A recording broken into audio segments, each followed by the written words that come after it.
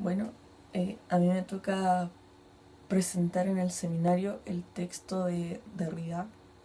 El texto se llama La escritura y la diferencia, pero específicamente la parte que me toca o el capítulo es la escritura, el signo y el juego en el discurso de las ciencias humanas.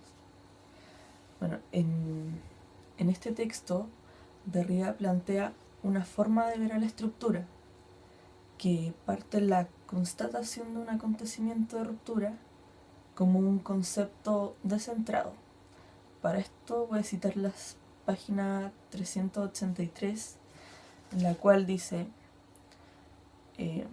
la estructuralidad de la estructura, aunque siempre haya estado funcionando, se ha encontrado siempre neutralizada, reducida, mediante un gesto consistente en darle un centro, en referirla a un punto de presencia, a un origen fijo.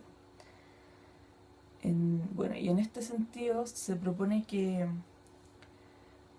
a pesar de la funcionalidad metodológica que facilita la existencia de un centro, es en realidad contradictorio, pero lógico, de que indudablemente el centro de una estructura, al orientar, organizar la coherencia del sistema, permite el juego de los elementos en el interior de la forma total.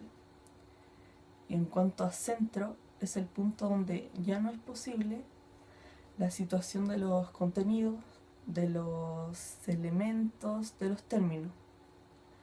Así pues, siempre se ha pensado que el centro, que por definición es único, pero que constituía dentro de una estructura justo aquello que, rigiendo la estructura, escapa de la estructuralidad, que está dentro de la estructura, pero a la vez fuera. Para esto citaré la página 384, en la cual dice, siguiendo con lo mismo, habla sobre el concepto de la estructura centrada. Dice: el concepto de estructura centrada, aunque presenta la coherencia misma, la condición de la episteme como filosofía o como ciencia, es contradictoriamente coherente. El concepto de estructura centrada es efectivamente el concepto de un juego fundado, constituido a partir de una inmovilidad fundada y de una certeza tranquilizadora que por su parte se sustrae al juego. De esta forma, se plantea otro tipo de organización y el desvanecimiento de la estructuralidad de la estructura. Como dice el autor, en la página 385, dice que indudablemente se ha tenido que empezar a pensar que no había centro, que el centro no podía pensarse en la forma de un ente presente, que el centro no tenía un lugar natural, que no era un lugar fijo sino una función, una especie de no lugar en el que se presentaban sustituciones de signos hasta el infinito.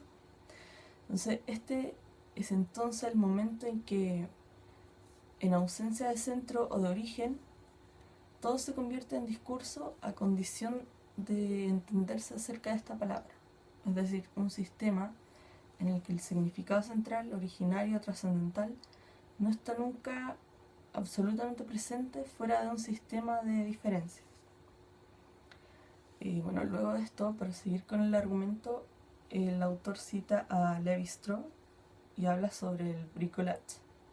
Entonces, lo que habla del texto de Lévi-Strauss, uno que se llama Las estructuras elementales del parentesco, en que, bueno, Derrida lo cita y que dice: se empieza a comprender que la distinción entre estado de naturaleza y estado de sociedad, dice que preferimos decir estado de naturaleza y estado de cultura, a falta de una significación histórica aceptable, presenta un valor que justifica su utilización por parte de la sociología moderna como un instrumento de método. Bueno, por consiguiente, mantiene la distinción naturaleza-cultura como método, pero lo corrige como valor de verdad. En este sentido, Lévi-Strauss utiliza el concepto bricolage, como dije anteriormente, que este concepto se refiere a construir objetos a partir de la habilidad manual Entonces, esto como, bueno, como lo dije antes, al discurso de ese método, un método que no titubea en manipular instrumentos de un legado adecuado de un texto, que no precisamente están allí ideados para una acción establecida, pero se pretende que se ajusten por medio de ensayo y error, cambiándolos si es necesario, examinando otros o utilizando instrumentos múltiples en todo caso.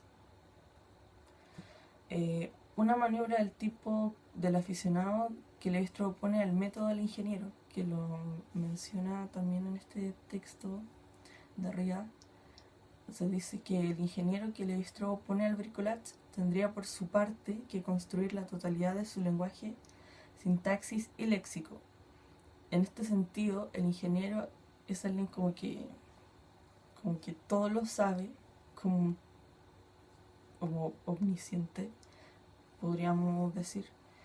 Y esta forma de retirarse de la figura del ingeniero a favor del bricolage como una especie de mito poético, en donde se expresa el esfuerzo de Levi-Strauss por abandonar la referencia de un centro a un sujeto omnisciente, como un tipo de referencia más bien privilegiada, como también a un origen absoluto.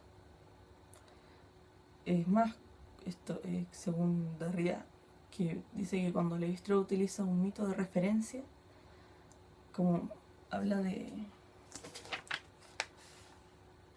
sobre un texto que se llama Lo crudo y lo cocido, y ese mito era el bororo, que permanecerá aferrado a la referencialidad. No obstante, esta apelación engañosa de juego es importante tanto en Levi-Strauss como en Derrida, pero para Derrida el concepto utilizado por Levi-Strauss está en constante tensión, no sé, como en tensión del juego con la historia, algo así. Entonces, siguiendo con esto, para el autor el interés del mito de referencia no depende desde este punto de vista de su carácter típico, sino más bien de su posición irregular en el seno de un grupo. Dice además que no hay unidad o fuentes absolutas del mito. El foco o la fuente son siempre sombras o virtualidades inaprensibles, inactualizables y, en primer término, inexistentes. Todo empieza con la estructura, la configuración, la relación. Así pues, hay que renunciar aquí al discurso científico o filosófico, a la episteme, que tiene como exigencia absoluta, que es la exigencia absoluta de remontarse a la fuente, al centro, al fundamento, al principio, etc. Por otro lado, también el autor habla que la totalización puede juzgarse imposible en el sentido clásico, pero se puede determinar de otra manera la no totalizante, bajo el concepto juego que utiliza este autor. Si la totalización ya no tiene entonces sentido, no es porque la infinitud de un campo no pueda cubrirse por medio de una mirada o un discurso finito, sino porque la naturaleza del campo excluye la totalización, y este campo es, en efecto, el de un juego, es decir, como de sustituciones infinitas en la clausura de un conjunto finito. La sobreabundancia del significante, su carácter suplementario, depende pues como de una finitud, es decir, de una falta que debe ser suplida. Entonces el juego es siempre juego de ausencia y de presencia, pero si se le quiere pensar ya radicalmente, hay que pensarlo antes de la alternativa de la presencia y de la ausencia. Hay que pensar el ser como presencia o ausencia a partir de la posibilidad del juego y no a la inversa. En fin, después de todo, el autor dice que existen dos interpretaciones de la interpretación de la estructura. Para esto hay una cita de la estructura del signo del juego, hay una cita en la página 401, en la cual dice: una pretende descifrar, sueña con descifrar una verdad, un origen, que se sustraiga al juego y al orden del signo, y que vive con un éxito la necesidad de la interpretación. La otra, que no está ya vuelta hacia el origen, afirma el juego e intenta pasar más allá del hombre y del humanismo. Entonces, según todo lo dicho anteriormente, Derrida fehacientemente se ubica en esta última parte de la cita mencionada recién. Bueno, y a partir de todo lo dicho anterior, lo planteado, los argumentos expuestos por mí y por, bueno, la interpretación que yo di a lo expuesto por este autor, las preguntas que emergen de la lectura de este texto para mí son: ¿cómo constituimos que la estructura descentrada está evidentemente creada por un juego de suplemento y no es una elaboración contingente?